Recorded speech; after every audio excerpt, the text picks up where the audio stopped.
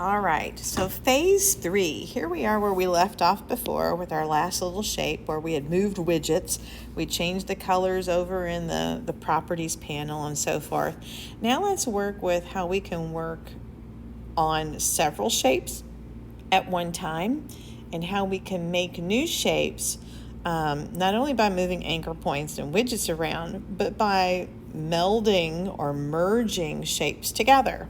So let's get some more shapes out here. I'm going to reduce the size of, let's go for a big circle here. I'm going to make a circle. I'm going to hold down my little circle in the lower left to make sure it stays constrained. All right. I'd like my lines to be a little thinner. I don't want them quite so heavy right now. All right, so I now have two different shapes, right? I have this shape here and I have this shape here. Let's see, let me duplicate this one here. I'm going to duplicate him and I'm going to tilt him a little bit.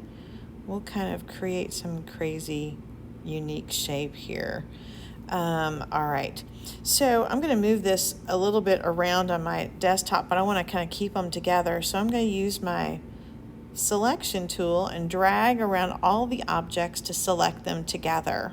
All right, I'm then going to come over here to my object button. It reads as an object because it looks like a little bounding box is around something, and I'm going to choose the word group. And what this does, it temporarily groups these together so that no matter if I click on one or the others, all of them are selected simultaneously. I can move them around and about on the page wherever I want to as a whole unit. Okay. It also has the benefit for me to be able to change their colors together. So what if I wanted all of these to be maybe more orange, right?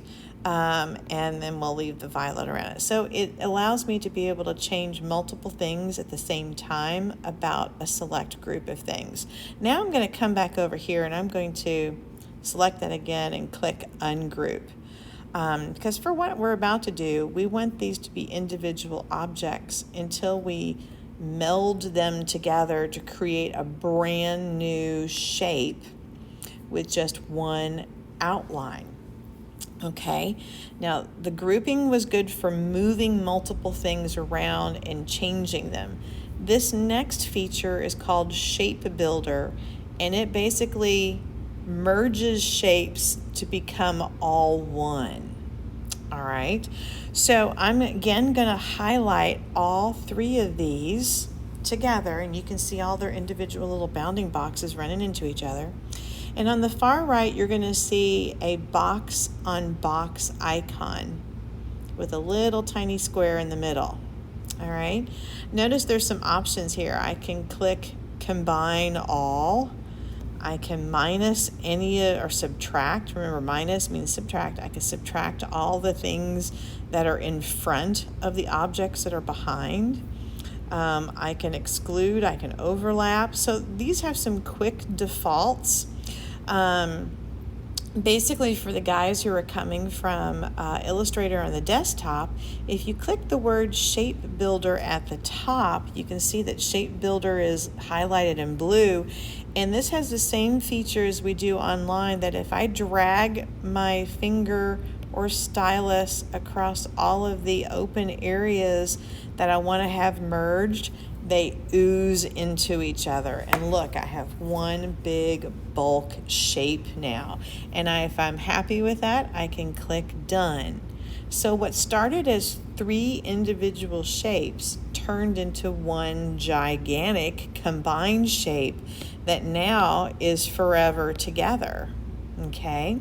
What if I wanted to subtract something from here? If I wanted to pop a hole out or take something off of a side or an edge?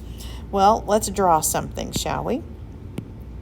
Let's draw a star.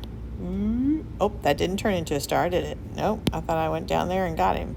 There we go. Star, there we go. All right, So I have this star. I'm going to move him. Oh, I drew a second one. I'm going to move him wherever I would like here. I'm going to put him in this upper corner. And now I'm going to select both of these again, the star and the unique shape we have. I'm going to go back to Shape Builder. All right. See how it gives me an option to minus the front? Well, the front object is the star because I just drew that. It's on top, right? So I'm going to click minus the front, and it punched it out. Well, Miss Martin, it looks like it's white like the background. So true, so true. So here's what we're going to do. We're going to draw a new shape, a different color.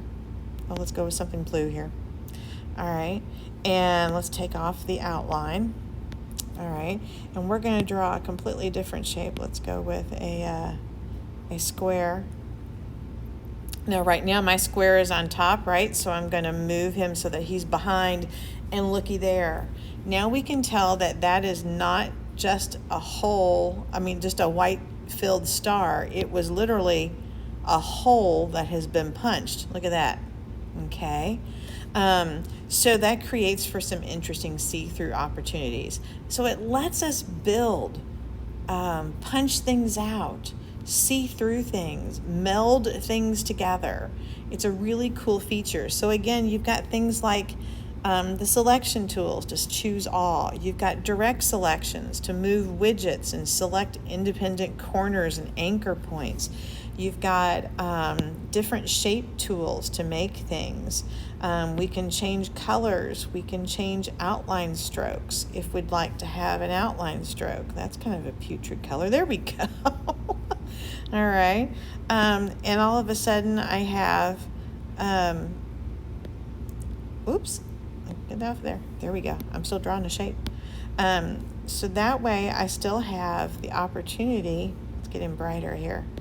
I have the opportunity to make things skinnier or wider or have fun with them there.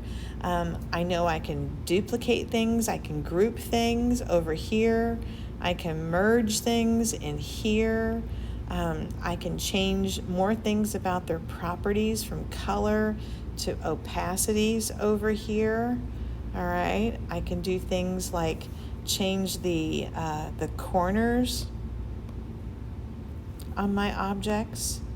From over here, I can make things dotted, change the spacing between the dotted lines. So we have so many different options of just some basic features to make things.